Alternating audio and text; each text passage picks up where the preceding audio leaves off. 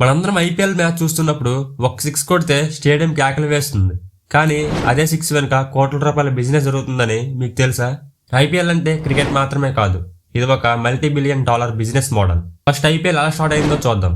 2008లో BCCI IPL start చేసినప్పుడు చాలా సింపుల్గా ఆలోచించారు. ఎలా అంటే చిన్న format, stars, cinema celebrities, night matches. అప్పట్లో చాలా మంది ఎలానే అనుకున్నారు. కానీ ఐపీఎల్ ప్రపంచంలోనే టాప్ స్పోర్ట్స్ లీగ్స్లో ఒకటిగా అయ్యింది. ఐపీఎల్ బ్రాండ్ వాల్యూ 90,000 కోట్ల కన్నా ఎక్కువ. ప్రతి సంవత్సరం వ్యూయర్షిప్ పెరుగుతుంది, స్పాన్సర్స్ పెరుగుతున్నారు, డిజిటల్ ఆడియన్స్ పెరుగుతున్నారు. ఐపీఎల్ బ్రాండ్ అంటే ఒక ఎమోషన్ అండ్ గ్లోబల్ రీచ్. అందుకే పెద్ద కంపెనీలు ఐపీఎల్తో కొలాబరేషన్ అవ్వడానికి పోటీ పడుతుంటాయి. ఐపీఎల్కి అసలు డబ్బు ఎక్కడి నుంచి వస్తుంది? Main income media rights, TV rights, digital streaming rights.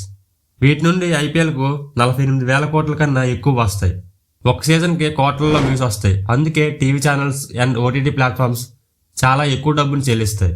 ఇక్కడ వచ్చిన డబ్బులో సగం బీసీసీఐకి, మిగతా సగం ఫ్రాంచైజీలకు వెళ్తుంది.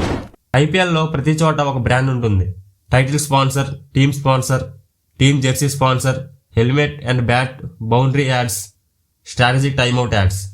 ఒక టీమ్ జెర్సీ మీద లోగో పెట్టడానికి కొన్ని కోట్ల రూపాయలు చెల్లిస్తారు. ఎందుకంటే ఐపీఎల్ కొన్ని కోట్ల మంది చూసే ఈవెంట్ కాబట్టి. ఇప్పుడు టికెట్ ప్రైజెస్ గురించి మాట్లాడుకుందాం. Stadium tickets, VIP boxes, team jerseys, caps, flags, accessories, ఇవన్నీ ఫ్యాన్స్ ఎమోషన్ను బిజినెస్గా చేసింది ఐపీఎల్. ఒక ఫ్యాన్ తన టీమ్ జెర్సీ కొనడం అంటే అది కూడా ఐపీఎల్ ఎకానమీలో భాగమే. అలాగే ఫ్రాంచైజ్ బిజినెస్ మోడల్. కొన్ని టీమ్స్ మొదట్లో తక్కువ ప్రైజ్కి కొన్నారు, కానీ ఈ రోజు అవే టీమ్స్ వేల కోట్లు కలిగి ఉన్నాయి.